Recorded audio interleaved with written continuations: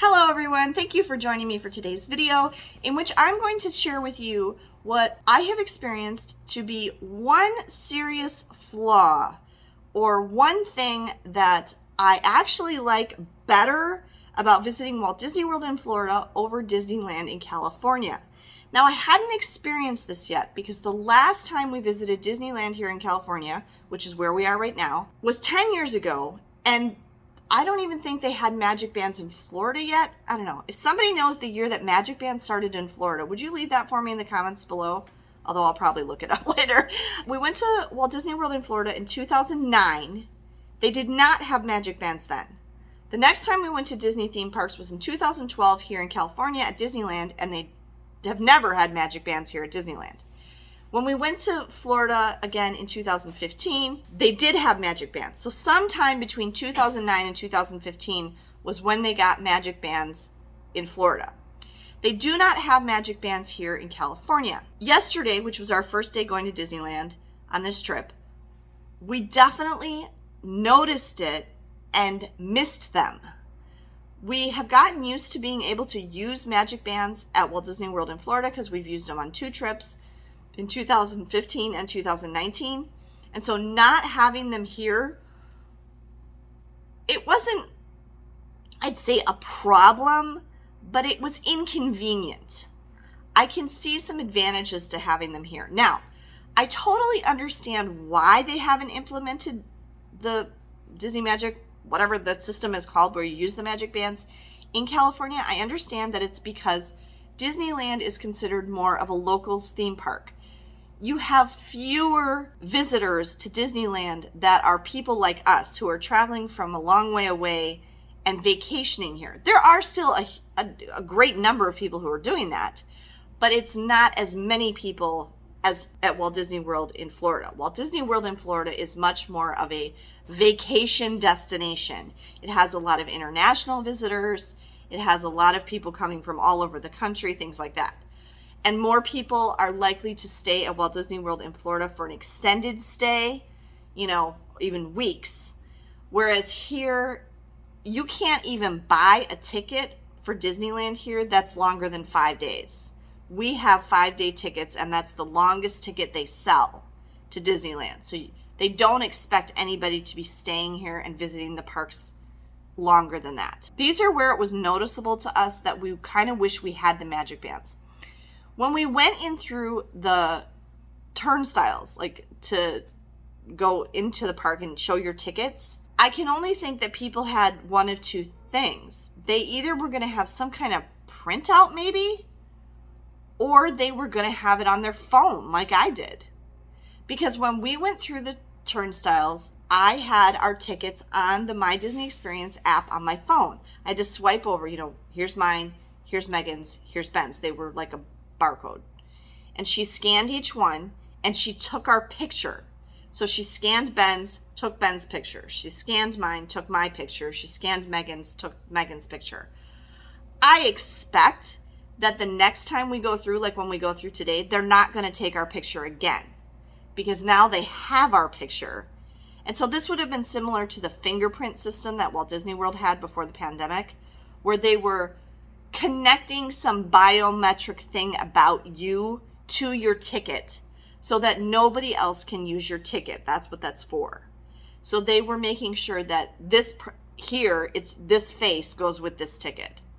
She did also then print for me little cards, they're paper tickets, and she said these are in case the app crashes or the app goes down, which does sometimes happen. And she said these are good for all 5 days. And then she reminded me that we could park hop after 1 p.m. because we have park hopper tickets. We did not park hop yesterday. We spent the whole day in Disneyland and we didn't even scratch the surface of how many things there are to do there. I always forget how many rides there are in Disneyland. Every time you turn a corner, you're like, oh my gosh, there's that, and that. Yeah. Okay. But it would be faster and quicker if we could all just go through and go boop, boop, boop with our Magic Bands than having to get my phone out, open up the app, find the thing. I mean, honestly, it might be faster for us to just use the paper tickets because we can literally just scan. She's still got to scan them though. You're not doing it. They have to scan whatever it is. And so that slows things down. And if she hadn't given me those paper tickets, and the kids and I, like, say Megan wanted to go into Disney California Adventure, but Ben and I wanted to go to Disneyland. Megan needs to have she doesn't have the app on her phone. She doesn't have room for it on her phone. So she'd have to have that paper ticket if she wanted to do that. She could do that. Otherwise, all the tickets are on my phone. And that was the big problem that we ran into.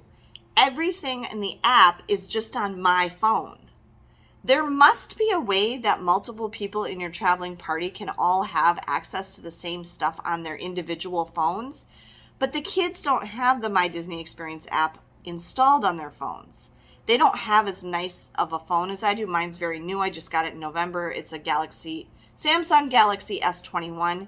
It's the newest phone that Samsung Galaxy makes. And it has a lot of storage and a lot of room. I bought it specifically so I could have it for filming and the high camera quality and everything. And they just don't have the room. What kind of phones do you guys have? Samsung Galaxy A11s. They just don't have enough room. Now, Ben started to install the app last night but then he ended up, forget it. It's not worth it, because by the time he would have installed the thing we needed it for, we didn't need it anymore.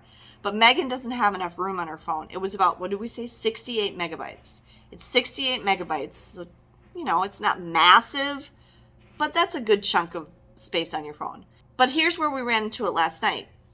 We wanted to get food at two different places. I mobile ordered the food from the Golden Horseshoe for the kids. Did they actually look at my phone, Meg, when you went to pick it up? Yeah, she had to check the order. Okay.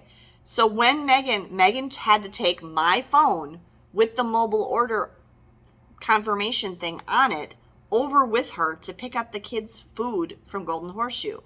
What I had wanted to do was at the same time mobile order myself food from Rancho del Zocalo and then go pick it up. But I couldn't do that.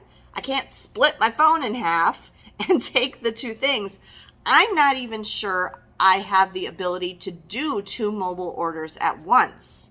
I had to finish the mobile order for their food and then start a new mobile order for my food. So that's where we ran into a problem. If we had Magic Bands, Megan could have gone and bought food for them and just used her Magic Band to pay for it.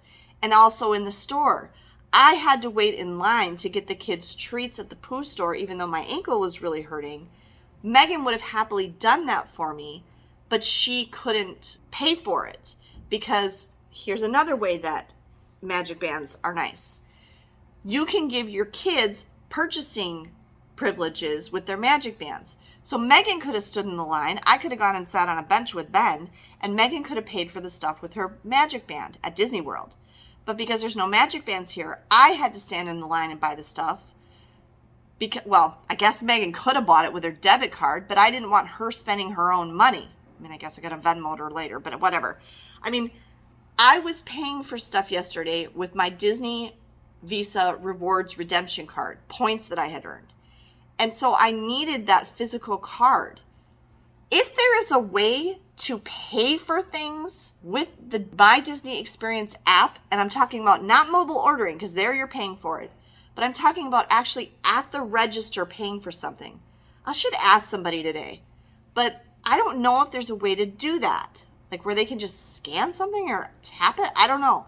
The little boxes, the payment things at the registers look just like the only thing you can do is insert a chip card or swipe a card. I don't see that there's a tap thing on there at all. So that's another thing. I have to carry my forms of payment with me.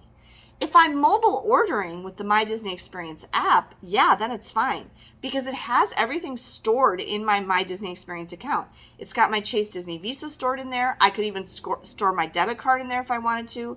It's got my Disney Visa Rewards redemption card stored in it. It even can store our Disney gift cards in my Disney Experience app. But I don't know if there's a way to use the app to pay for things at a register. I'm not sure about that. So what I've been having to do is actually carry the physical cards with me, which I don't like to do because I'm afraid I'm going to lose them. And, pay for stuff just like you pay for things any place else. swipe it or insert the chip card. So that's a big disadvantage to not having the magic bands here, is you lose that ability to pay for things, to enter the park quickly. We haven't used Lightning Lane yet, but or Disney Genie Plus yet, but same thing. Instead of just being able to tap your magic band or tap a card, you have to get your phone out and open up the app and find the thing on there and then use that. And it's just cumbersome and time consuming and inconvenient. And it's also for parents with like teenagers like me, it's inconvenient for the purpose of them being able to be independent in the park. They can't really separate from me and get on rides or pay for things. We all have to be together all the time because I have the app and I have all the stuff. And so it's a problem. It could definitely be better. I have heard that they're planning on getting magic bands here at Disneyland, but just in a general sense, no definitive plans or timeline or anything like that.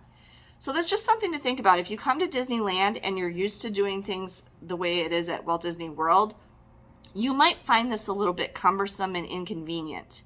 It definitely slows you down a little bit. And like I said, if you're traveling with kids or other people in your party who could be independent of you, it kind of makes it difficult to be able to separate and do things on your own. Share your thoughts about this down in the comments below.